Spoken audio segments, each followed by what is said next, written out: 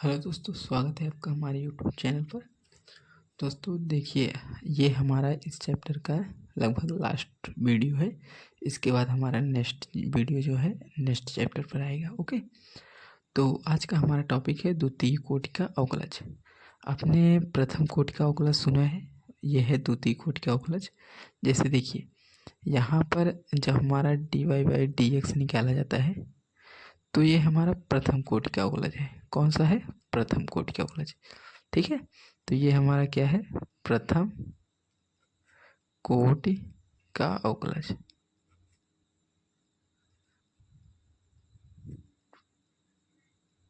उचित है। देखिए, ये हमारा प्रथम कोटि का अवकलज है। तो आज हम देखेंगे द्वितीय कोटि का अवकलज क्या होता है, इसके एग्जाम्पल।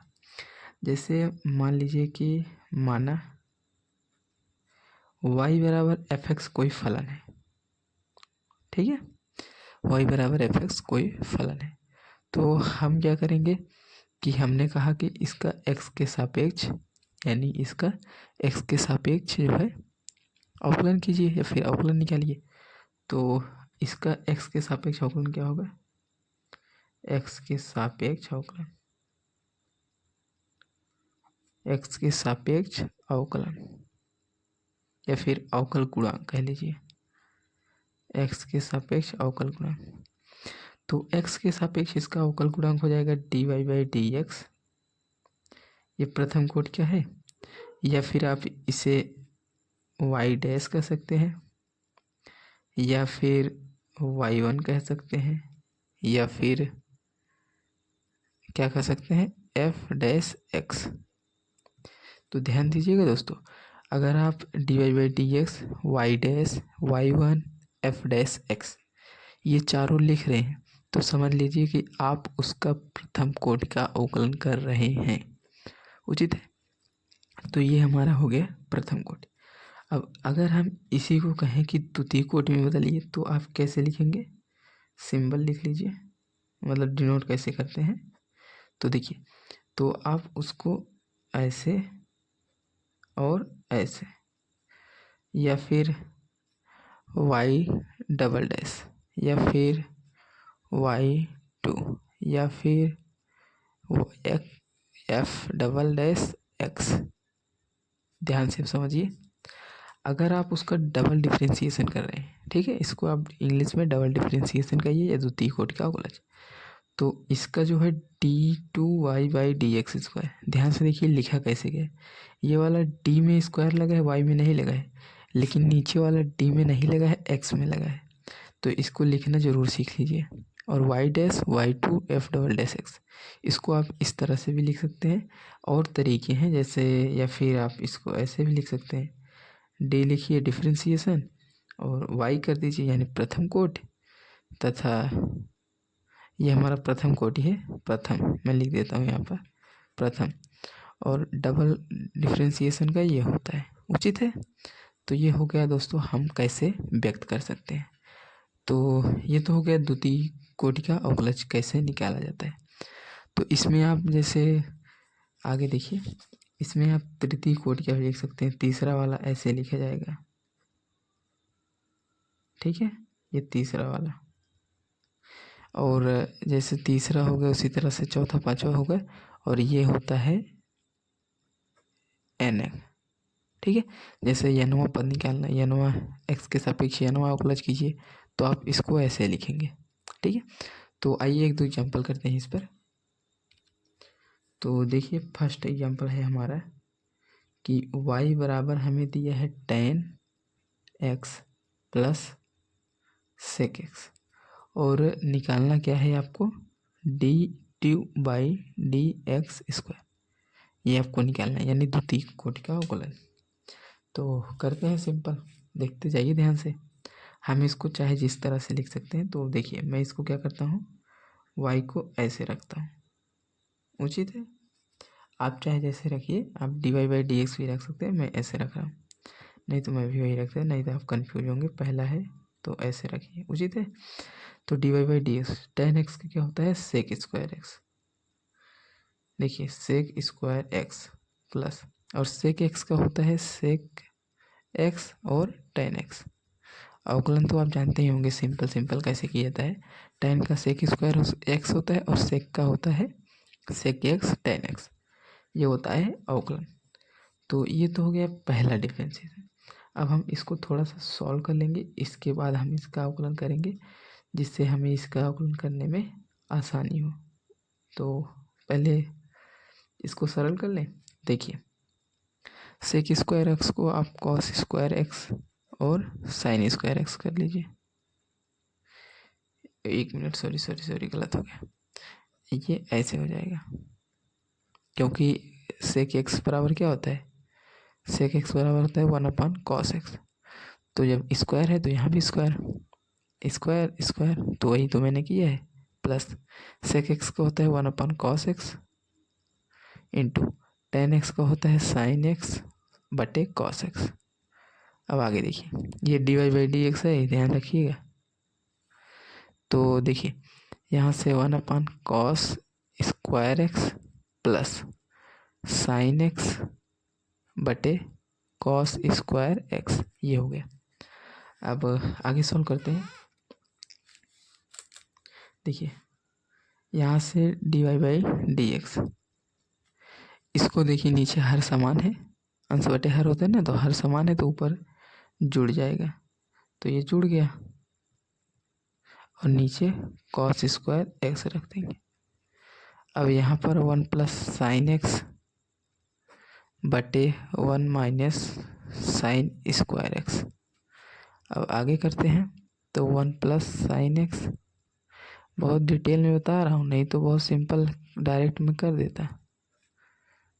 समझ रहे हैं कि नहीं इतना?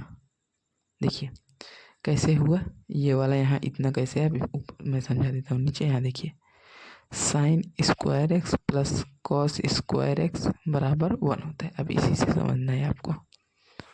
देखिए हमें कॉस स्क्वायर एक्स निकालना है, तो इसको इस साइड करेंगे तो 1 माइनस साइन स्क्वायर एक्स आ जाएगा। यहाँ पर अगर 1 है तो 1 को स्क्वायर कर सकते हैं, कोई प्रॉब्लम नहीं। तो A square minus B square, formula क्या होता है ए प्लस बी और एक कोष्टक में ए माइनस बी। दिख रहा है कि नहीं? आप देखिए इतना हो गया। अब आगे देखिए यहाँ से ये वाला कट जाएगा, बचेगा क्या 1/1 माइनस साइन एक्स। अब हमें इसका डिफ्रेंसिएशन लास्ट में डबल डिफ्रेंसिएशन करना है, तो करते हैं सिंपल। तो देखिए अब हम करेंगे क्या, ध्यान से देखिए। डबल डिफ्रेंसिएशन यहाँ लिख देते हैं एक्स के सापेक्ष पुनः अवकलन करने पर। आप लिख लीजिएगा एक्स के सापेक्ष पुनः अवकलन करने पर। एक ही एग्जाम्पल बताऊंगा दोस्तों अवकलन करने पर, बाकी क्वेश्चन दे दूंगा, आप सॉल्व कीजिएगा। ओके, नहीं तो बहुत टाइम जाएगा, अभी एक टॉपिक और बचा है। तो देखिए करते हैं D square by D X square, D square Y by D X square, ये हो गया।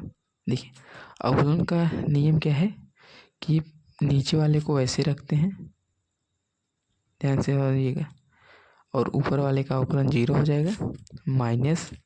अब ऊपर वाले को ऐसे रखते हैं, नीचे वाले का अवकलन, तो 1 का 0 माइनस कॉस का होता है साइन का होता है कॉस एक्स, और बटे 1 माइनस साइन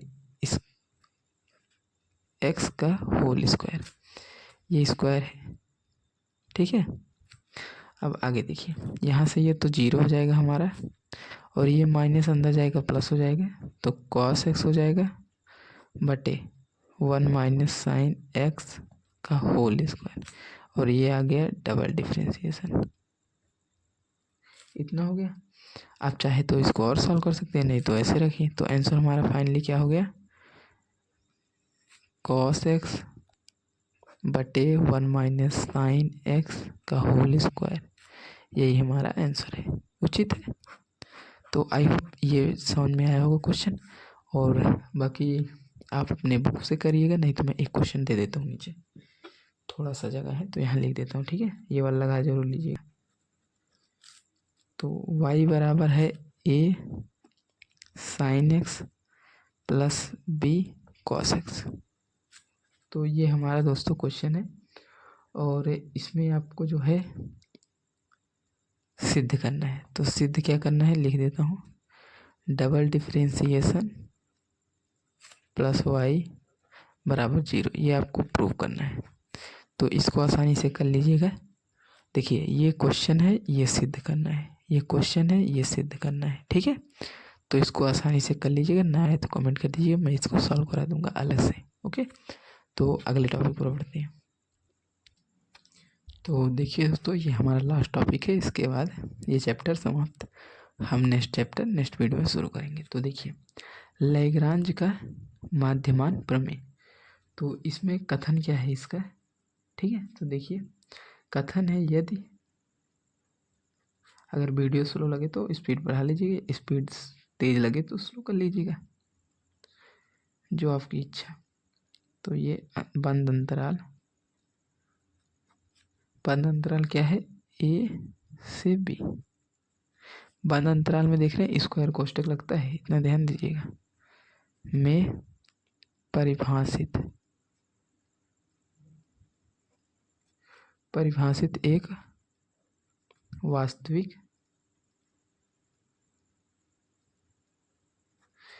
वास्तविक मान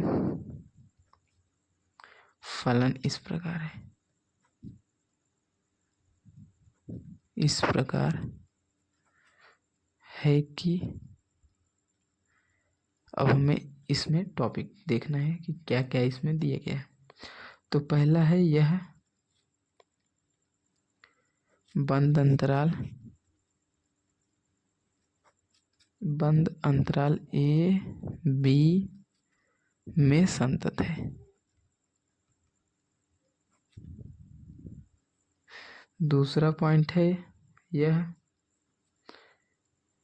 खुले अंतराल ए बी, खुले अंतराल में ये इस कर्व वाला कोष्टक रहेगा और बंद अंतराल में स्क्वायर वाला कोष्टक, ये अंतराल यहाँ लिखे हैं, में अवकलनीय है, अवकलनीय है। ये मैं नहीं है, में है, ध्यान दीजिएगा, अवकलनीय है। तो अब देखिए आगे, तो एक वास्तविक संख्या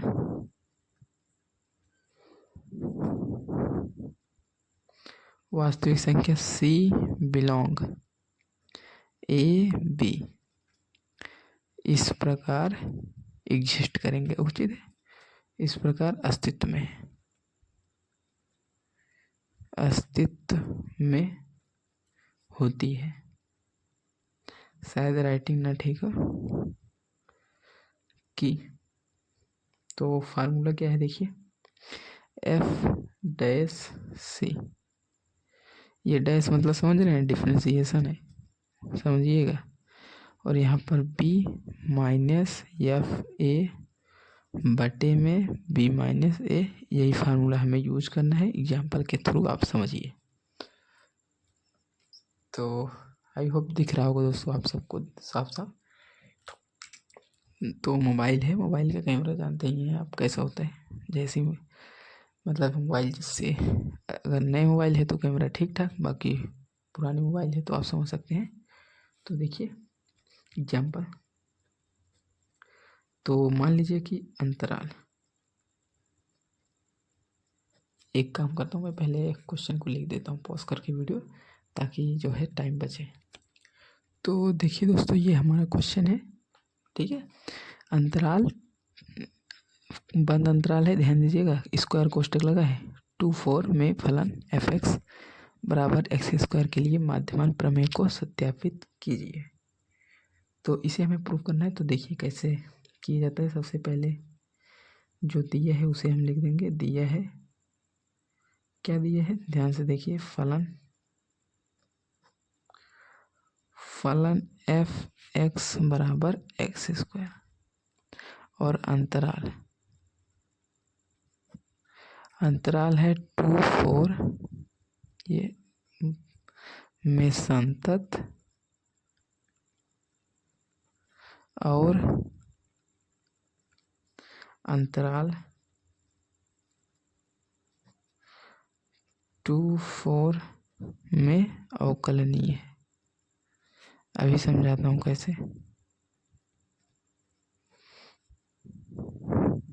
देखिए दोस्तों, यहाँ पर ऊपर क्वेश्चन में ही दिया है बंद अंतराल है, बंद अंतराल मतलब संतत है, मैंने ऊपर बताया है। और खुला अंतराल में अवकल नहीं है। जब ये बंद अंतराल है तो खुला अंतराल हो सकता है, क्योंकि यहाँ पर 2 4 इसके अंदर आ रहे हैं लेकिन इसमें नहीं आ रहे हैं, तो ये अवकलनीय है। अब आगे क्वेश्चन को सॉल्व करते हैं। चूँकि देखिए अब दिया है f डैश x, अगर हम f डैश x निकाल रहे हैं तो 2x हो जाएगा, क्योंकि x स्क्वायर का अवकलन करेंगे तो 2x आ जाएगा। यहाँ पर आप सब कंफ्यूज हो रहे होंगे, मुझे पता है, क्योंकि यहाँ पर आप सोच रहे होंगे एक ही बार दिया है बंद अंतराल, तो कैसे ये दो बार लिख दिए, वो भी एक बार बंद अंतराल एक बार खुला अंतराल। लेकिन दोस्तों ये क्वेश्चन ऐसे ही सॉल्व होगा कि अंतराल अगर बंद है तो संतत होगा और खुला है तो अवकलनीय होगा। तो हमें अंतराल एक ही दिया है, ना ये तो बताया है कि बंद है, ना ही बताया है कि खुला अंतराल है, बस हम इसके कोष्टक के अकॉर्डिंग जान रहे हैं।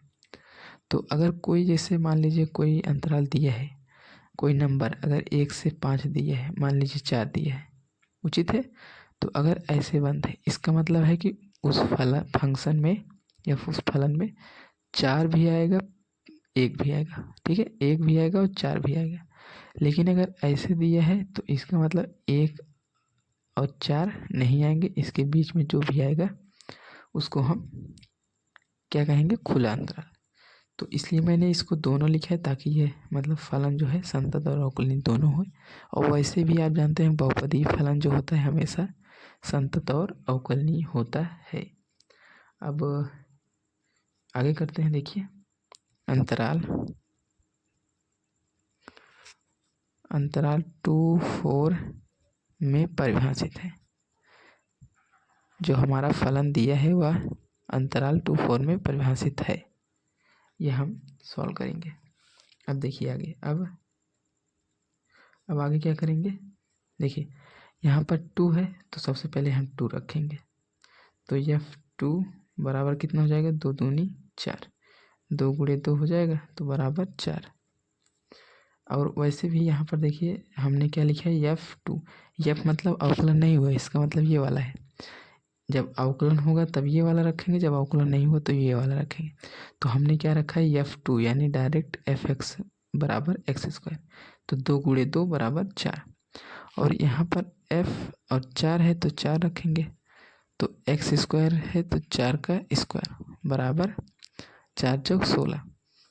अब ध्यान से समझिए यहाँ मैंने ऐसा क्यों लिखा है, क्योंकि ऊपर आप फार्मूला देख रहे हैं कि एफ बी माइनस एफ है, यानी यहाँ बिना अवकलन किए रखना है, तो इसलिए मैंने इसको बिना अवकलन किए यहाँ पर निकाल लिया है। अब आगे देखिए,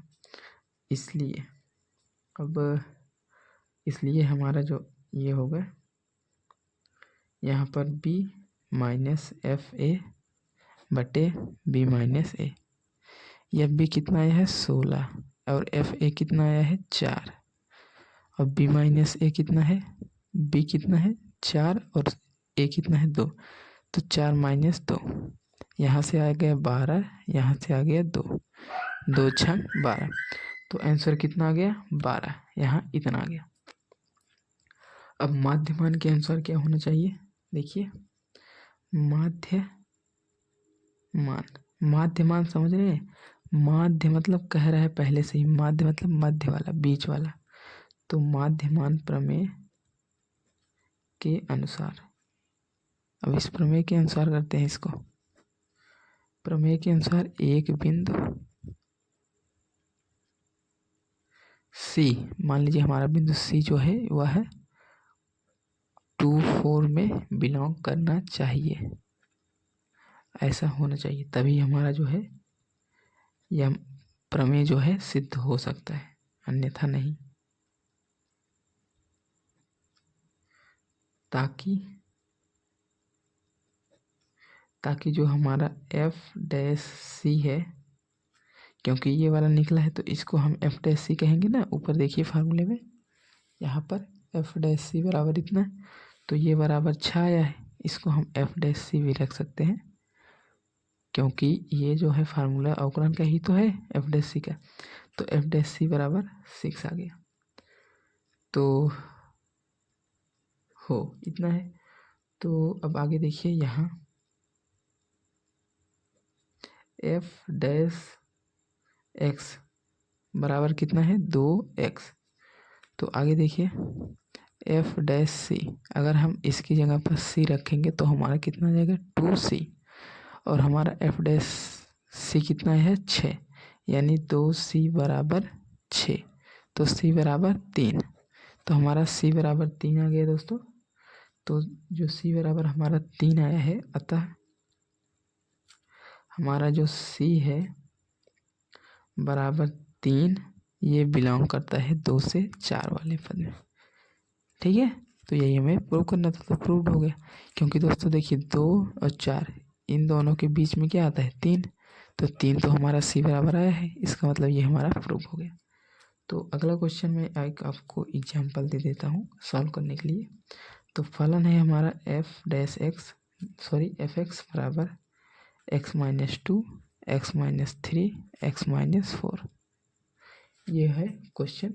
और अंतराल आपका क्या दिया है 2 से 5। इसमें आपको जो है लैग्रांज नियम का जो है सत्यापन करना है। तो सबसे पहले क्या कर लीजिएगा आप, सिंपल मेरी तरह सबसे पहले ये 2 और 5 मान रख के चेक कर लीजिएगा, जो निकल कर आए उसे एफ डैश सी वाले फार्मूले में इसमें रख कर एफ डैश सी का मान निकाल लीजिएगा। उचित है। तो मान निकालने के बाद क्या कीजिएगा, फिर यही नियम फॉलो कर लीजिएगा, जैसे जैसे मैं किया हूँ वैसे वैसे कर लीजिएगा, बस नंबर चेंज कर लीजिएगा, तो आपका आंसर बहुत ही आसानी से आ जाएगा। तो दोस्तों वीडियो भी आज बहुत ज़्यादा लंबा हो गया, बाकी ये चैप्टर समाप्त हो गया है। अच्छे से सॉल्व कीजिए, अच्छे से पढ़िए। नेक्स्ट चैप्टर हम नेक्स्ट वीडियो में शुरू करेंगे। धन्यवाद।